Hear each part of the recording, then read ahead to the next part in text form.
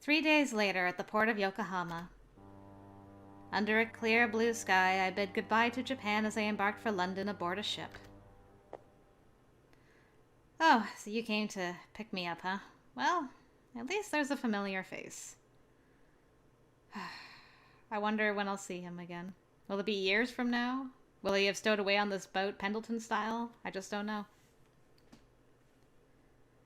So, how was your time in Japan, my lady? It was wonderful.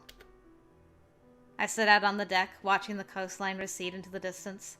At my side was Pendleton, who had come to join me on the voyage home. You wear a rather gloomy expression for one who had a wonderful time. You've experienced the vastness of the world for yourself and learned all manner of new things. That itself is worth celebrating. I'm certain you'll be able to assess the myriad of emotions you're feeling once we return to London. Do you think so? I have my doubts. The waves lapped gently at the side of the ship, sparkling with the light of the midday sun. I stared toward the horizon, feeling nowhere near as radiant myself. I can't see myself being able to move past this, really. Then why did you board the ship? Because I wished to believe in him. I hadn't any choice but to come aboard to begin with, but... You're overestimating him. Do you really think he would break the law just for love and come chasing after you? I do. I wanted to believe he would. I squeezed the ship's railing so tightly that my arms had begun to shake, but nothing could persuade me to take my eyes from the shore. Oh, it surprises me to hear you thought so highly of him, my lady. You hush you, or I'll throw you overboard. The ship cut across the sea, each minute taking us farther and farther from Japan. The port was now so small against the horizon that only squinting would reveal its details. As unfortunate as it might be, I'm afraid you have no choice but to relinquish your hopes. I could scarcely find the words to respond. Why are you being such a bitch, Pendleton? Akachi. No matter how many times I called out for him, I knew my words would never reach his ears. They were cast upon the sea, swept away in the wind and the waves. Oh, she's so sad. Were we truly never meant to be together? Still clutching at the railing, my tears began to fall. First a trickle, then a torrent, as though a levee within me had broken. I simply cried without bothering to wipe the tears away. The gentle rocking of the ship, a pleasant sensation in happier times, played now with the saboteur, robbing me of all energy. Unable to stand any longer, I fell to my knees. Akachi. All I could see as I peered out upon the endless expanse was the sea and sky. The pain I felt was so sharp, so consuming, that I could bear to gaze out upon it no more. But then, at the bottom of my sorrow, I heard a voice. Did he really make it? There's no need for tears, Emily. Oh, he did! My boy. I'm right here, right beside you. Suddenly, the voice I had wished to hear more than any other was whispering into my ear. I looked up and was suddenly enveloped in reassuring warmth. Let us look at this reassuring warmth. Ah, so good to see you. No, Akachi? Yes. It's really you? I'm sorry. I had hoped to come to you sooner, but... So great was my surprise that I struggled to take in what was happening. But his arms that embraced me and his gentle, reassuring voice were undeniable reality. Honestly, I was hoping you could have held out for a minute longer, but I suppose this will have to suffice. At any rate, Kobayashi, I believe we ought to take our leave. So you were being a bitch for a bit? Is that what you're trying to tell me, Pendleton? Is you were trying to make her really sad so she could be really happy afterwards? You didn't have to be that guy. Why? Why did you have to be that guy? Just to get one last jab in? Pendleton, I'm so upset at you. Don't talk to me for a while. I swear. Sometimes I think you have quite the cruel streak in you, Pendleton. You knew all along that it would end up like this, didn't you? Not only that we would try to sneak aboard this ship, but that Akachi was prepared to do anything for Emily's sake. Who can say? At the very least, I had no intention of accepting any suitor who was not prepared to pursue Lady Emily to the very ends of the earth, if need be. A little honesty never hurt anyone, you know.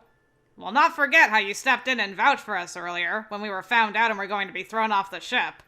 Okay, I forgive you, Pendleton. I rescind my get out of my face. You saved these boys from getting thrown off. Oh, okay. Alright. Why are you so chaotic? Let me love you. I don't want to hate you. I don't want to be mad at you, Pendleton. Thank you for saving my boy. Well, the passage to London is quite the voyage, after all. It would have been unseemly had there been any delays in setting sail, especially for such a trivial reason. Oh, and by the by, I have been entrusted with a letter of invitation for the two of you from the British royal family. What? An invitation? Yes, though I'm afraid I'm unaware of the particulars surrounding it. I'm sure. But it is not surprising that your achievements would be recognized by no less than the royal family themselves. You did, after all, save the lives of a ship full of children who had been kidnapped by Spellbound. That seems like so long ago. The day before the ship was due to depart for London, around the time the gas lamps began to shine out upon the twilit streets of Japan, Akachi made his way to the home of an old acquaintance. His master? When I first departed for London, I tried my hardest to put from my mind any memories of you, to forget you entirely were it possible. It was not, and so I felt it was only right that I come to see you again. Dang, your master is intense. Then you've made up your mind. I have. What you do, you'll do without regrets. Of course. But there's one thing I have wanted to ask you. While I was still a student, was I difficult? Without a doubt. Never have I instructed a student more stubborn, more hard-headed, or more inflexible, and I doubt I ever shall again. I've nothing more to say to you. Be on your way, Kenichirou. You belong to another place now. I suppose I really did end up taking after you. Thank you for everything you've done for me, Master. Please, stay well. The soothing roll of the waves came quiet upon my ears as they gently rolled the ship from side to side. I felt at ease, reassured, and yet my tears flowed regardless. Thank you for believing in me. You really chased after me? Of course. This isn't a dream, is it? Why would you be asleep? We're not in history class, you know. He chided me kindly, though I was still filled with wonderment that it really was him. No matter where we go, I want to be the one to take your hand. I want to look toward the future at your side. I realize that might be a selfish request, that I might be asking more than I ever should of you.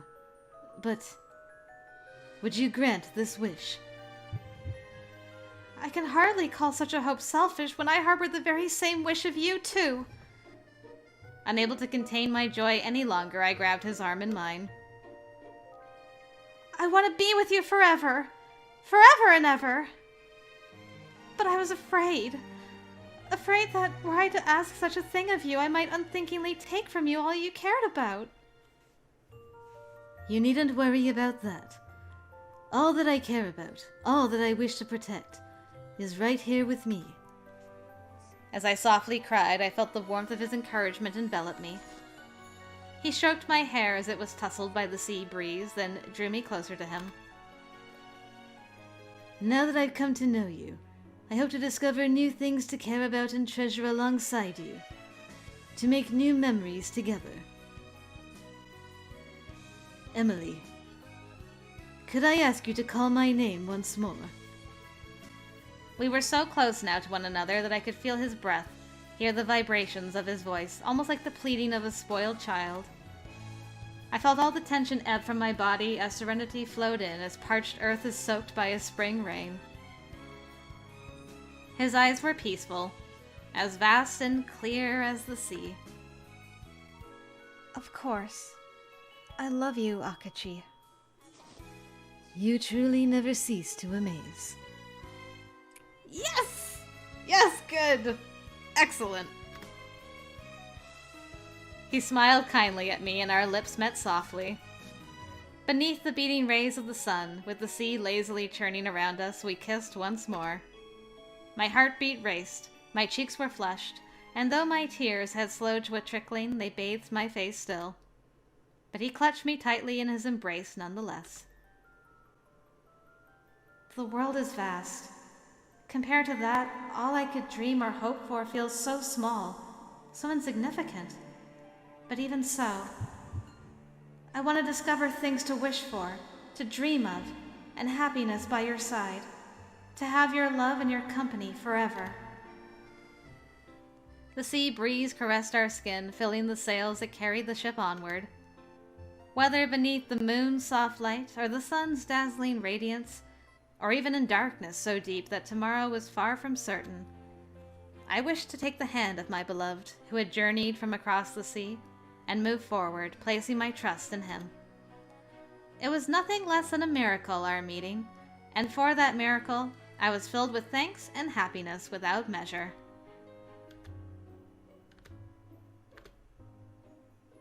Yay! May their future be one of bliss. Why did I say it like that? Who knows? Oh, I'm so glad. I was so depressed. I'm like, what if it's years before he comes back? And then Pendleton twisting the knife in my heart, and then immediately redeeming himself. God almighty, my heart. I was just not prepared for any of that, was I? But anyway, we did it, guys. Yay! We finished the epilogue, and it was so, so sweet. Oh, I'm a sucker for star-crossed lovers. That was wonderful. That was a great thing, and he got some closure with his master too. I would have liked... The only thing I would have changed is to have seen a little bit more of him with his master. A little bit of a longer conversation, but I get that they're both, like, you know, pretty stoic and stuff, and they don't really talk about their feelings. I get it. But that's just a little niggly thing. Otherwise, I was thrilled. We had cross-dressing Kobayashi. We met a new lady. She was so cute.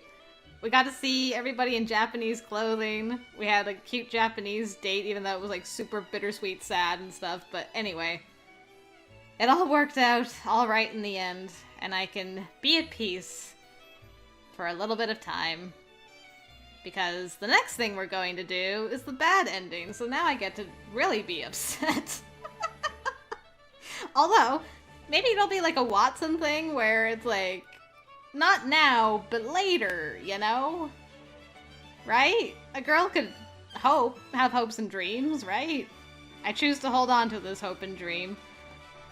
Oh, please don't be sad like Holmes's was. I don't need that right now. But anyway, I'm gonna bask in the glow, the afterglow of this epilogue and enjoy it, and then later, much later, I will come back and I will do the bad ending. So, if you'd like to see that, I hope I will see you over there, guys. Thank you for joining me for this, though. Kenichirou is definitely number 1 for me so far, followed very closely by Holmes, I will admit, and then Watson, our dear Disney princess, is number 3. And that's my current list so far. I'd be interested to hear how the boys are ranking so far in your own personal lists. But yeah, that's it for me for right now, guys. Until next time, I will see you later.